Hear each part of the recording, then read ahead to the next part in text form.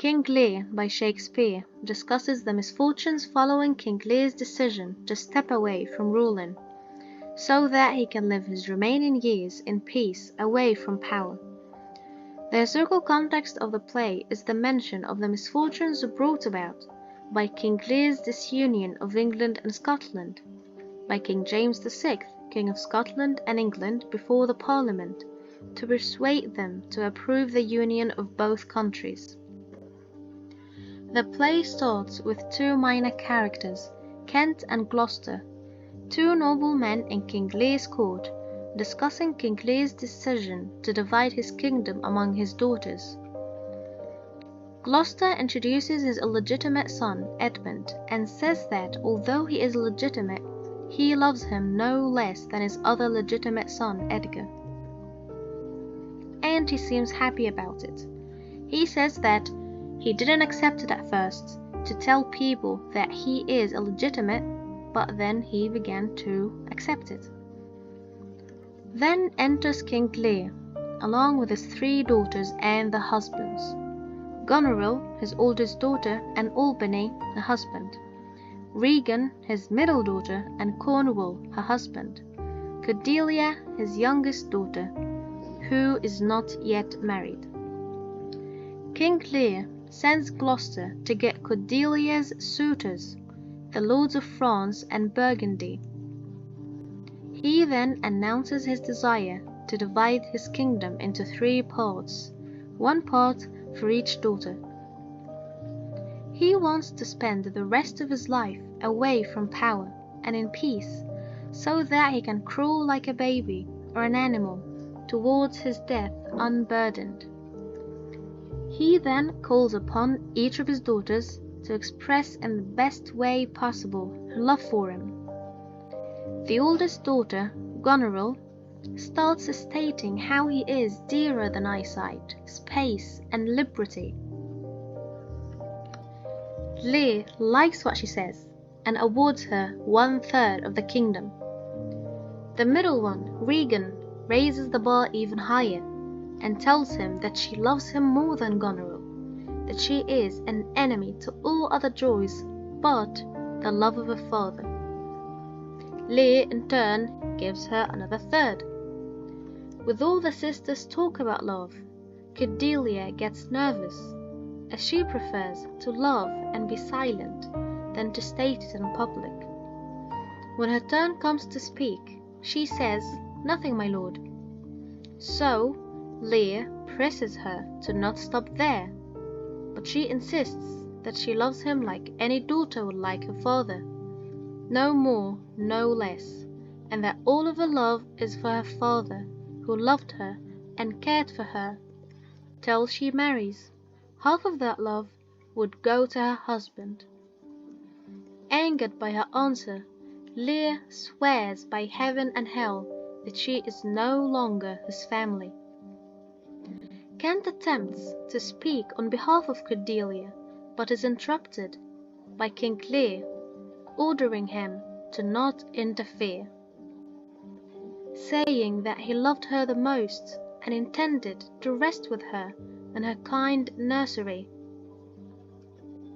He then tells Cordelia to go out of his sight and orders an attendant to call her suitors, declaring that he would not pay her dowry. Let pride, which she calls plainness, marry her, meaning that let her pride which let her not express her love for her father and his simple words marry her. When Lear is done, Kent speaks again. He counsels him against his rash decision. Lear does not listen and banishes him. Kent says goodbye, prays for Cordelia, and tells her that she spoke correctly. He then moves towards the other sisters and tells them that may the actions fit the words, and he exits. Cordelia's suitors enter, and Lear speaks with the Lord of Burgundy first. He tells him that he will not give him dowry, for now her price has fallen, and that if he's okay with taking such a worthless creature, whom King Lear wouldn't always be angry with, she's his. The Lord of Burgundy says that there's no answer. King Lear then moves to the King of France and tells him to look for a wife elsewhere, as he would not make him marry someone Lear hates. The King of France doesn't believe that Lear's favorite daughter would commit a big crime, that she would lose the love of her father. Cordelia addresses King Lear and tells him that she just doesn't possess the art of flattery and empty words. She didn't lose his love because of a crime or dishonor. King Lear tells her to go away and wishes she was never born. King of France is astonished at the reason for the conflict and says that she is valuable, with or without the dowry, and asks Lord of Burgundy of his opinion. He tells the king that he would marry her if he is given the dowry. When King Lear refuses, he apologizes for not being able to have the king as a father and for not being able to be Cordelia's husband. Cordelia says farewell to him, and since his love is money, she won't be his wife. The King of France accepts Cordelia and tells her how rich and valuable she is in his heart now. He tells Cordelia to bid them farewell, although they were unkind, and promises her a better life. King Lear tells him to take her then, and tells Cordelia that she's leaving with no blessing or love. Then they all leave but the sisters and King of France. Cordelia says goodbye to her sisters and tells them she knows how they are, but she's reluctant to say anything of their faults. She advises them to take care of the father, since they claim to love him so. Regan responds by saying they know their duties, and Goneril tells her to focus now on pleasing her husband, since she lost the love she lacked. Cordelia states that the cunning flattery would reveal itself, and wishes them good luck. Both her and France leave. Goneril and Regan speak of how their father is moody now that he's gotten old, and his poor judgment in banishing Cordelia is a sign for it. They are afraid that his fickle way in handling his authority would hurt them, so they want to do something about it fast. The second scene starts with Edmund, Gloucester's son, who enters complaining about how he, as an illegitimate son, is considered inherently worthless, although he is mentally and physically sound as an illegitimate son. He then reveals his intention, speaking to Edgar, his brother, who is not there. He says he would, with the help of a letter, have the father's land, and as a bastard, triumph over Edgar the legitimate, and asks gods to stand with him. Gloucester enters, disbelieving all the things that happened on the spur of the moment. He sees the letter and asks for the news. Edmund tells him that there is none. Gloucester notices how secretive Edmund is and asks him about it. Yet Edmund insists that it's nothing, which is why Gloucester is insisting as well to read it. Edmund refuses, saying that it's from his brother, Edgar, and that it's not for him to read. Gloucester insists more, and Edmund tells him that what is written is offensive, and hopes that his brother is just testing him. Gloucester reads the letter. It says how the powers in the hands of the elderly is not good, and that they of younger age should inherit it, and asks Edmund to come see him, to talk more about the subject, suggesting that if the father, Gloucester, happened to die, Edmund would enjoy his half of the wealth forever. He stresses that last part, and wonders if it's a conspiracy, and wonders if his son really wrote this, and asks Edmund about the messenger of this letter. Edmund tells him that it was thrown through the window of his room. Gloucester asks if he thinks it's really Edgar. He swears it's his handwriting, but the content of the letter makes it unbelievable. Gloucester asks if Edgar had said anything of the sort before. Edmund tells him that he heard him say it's the son's duty to take care of the fathers and their money when the latter grow old. Gloucester gets angry and orders Edmund to find Edgar, for he would arrest him. Edmund, of course, acts innocent and asks his father to not act violently, and bets his life that Edgar wrote the letter to test Edmund. He suggests that he hides in a place where he can hear them talk about the letter. Gloucester doesn't believe it and wants to relieve his doubts. Hence, he urges Edmund to do what he could to find out the truth. He went heartbroken, devastated about all the bad things happening these days, as if the eclipses of the sun and the moon are bad omens. How love loses its passion, friendship falls apart, the king changes, the father is against the child, and so on. Afterwards, he exits.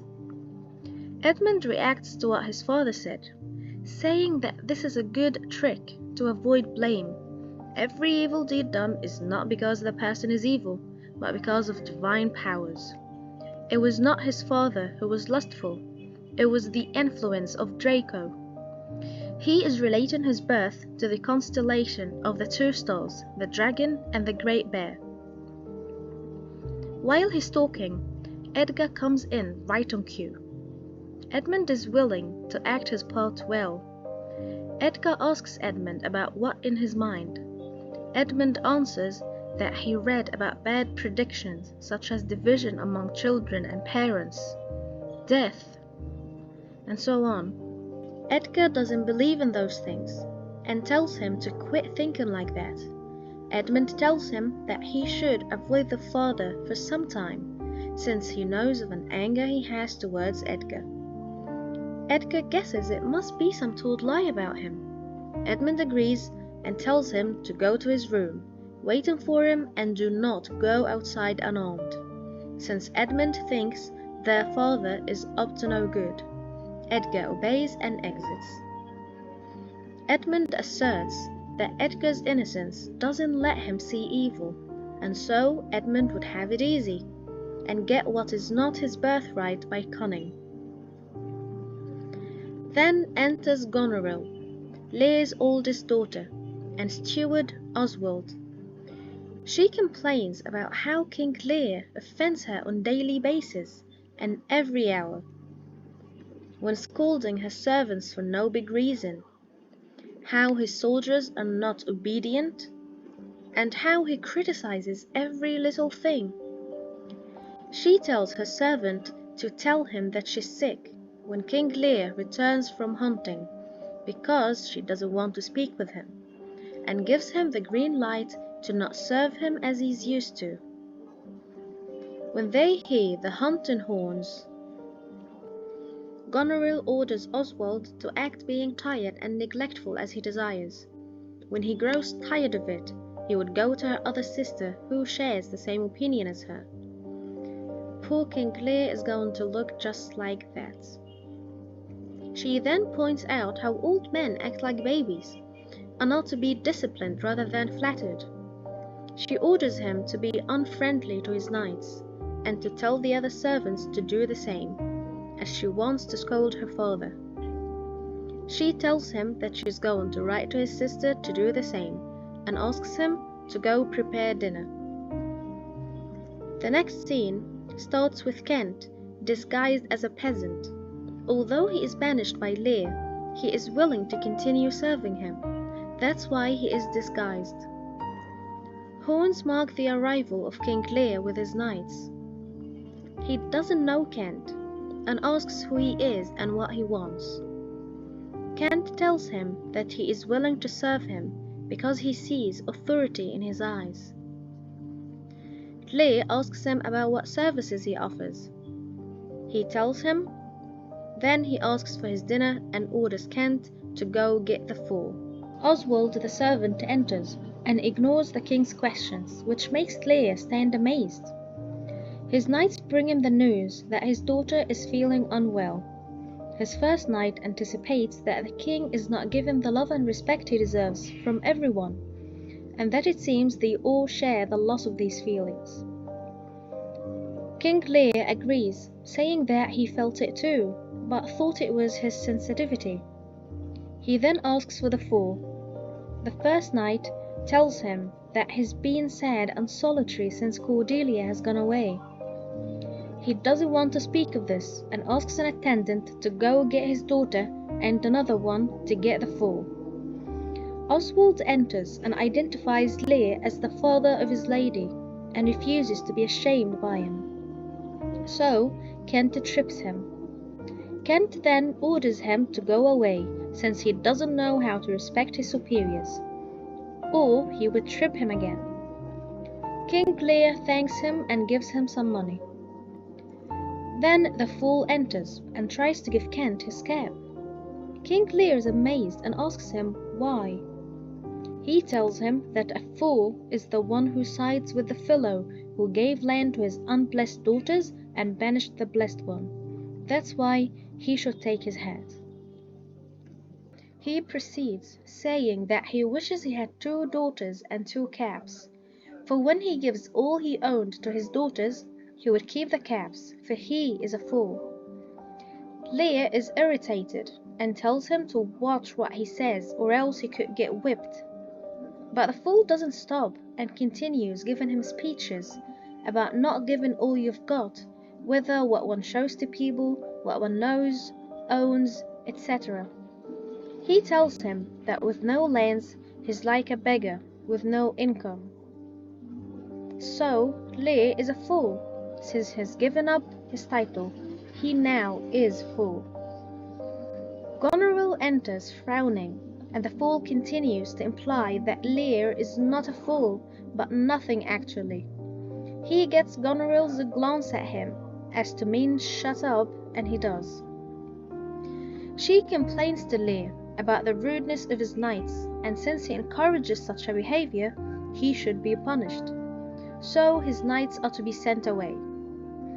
The fool likened Goneril's attitude to that of a cuckoo, biting off the head of a sparrow who shared his nest with it and cared for it.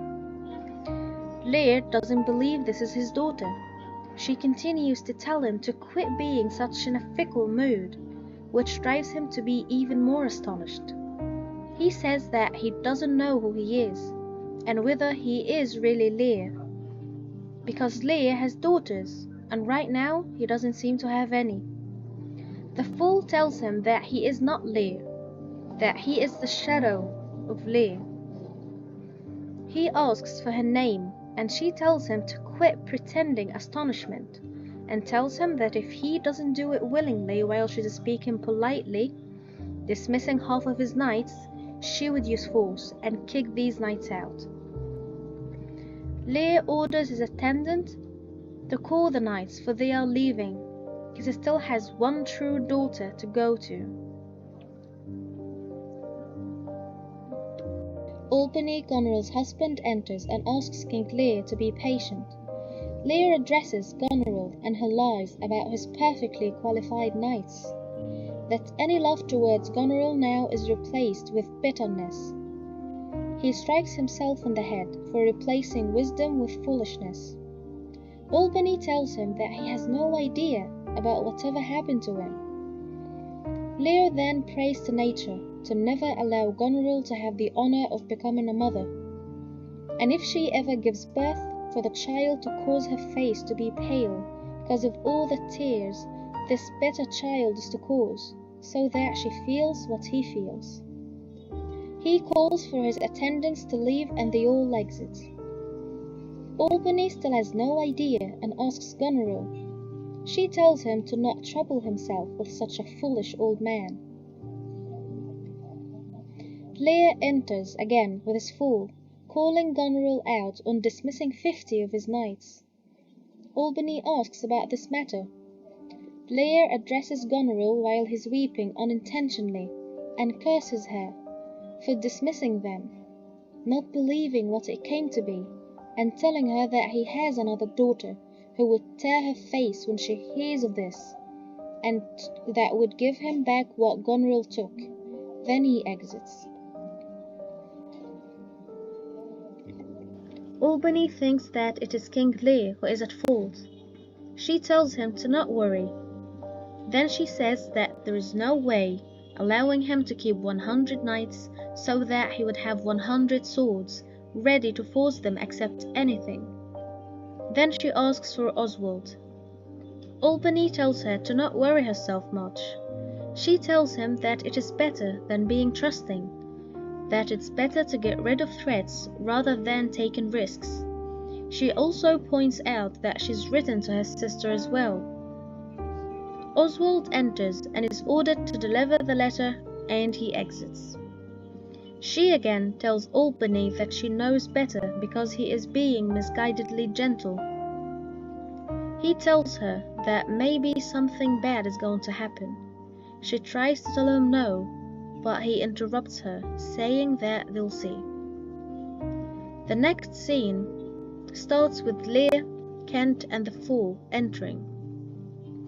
Lear orders Kent to go to Gloucester and deliver a letter to Regan, his middle daughter, without answering any questions. The Fool tries to cheer Lear up by telling him that Regan is going to treat him better, although he knows she and Goneril are alike. He keeps telling him some jokes. Lear is sad that he was a kind father, and yet this is how he's treated, and he feels he did her wrong, her referring to Cordelia. The Fool tells Lear that he's getting old before his time, because he's not subsequently getting wiser. Lear prays to not go crazy. He prays God to keep him sane. Then enters a gentleman, telling Lear that the horses are ready, and they all exit. With this ends Act 1.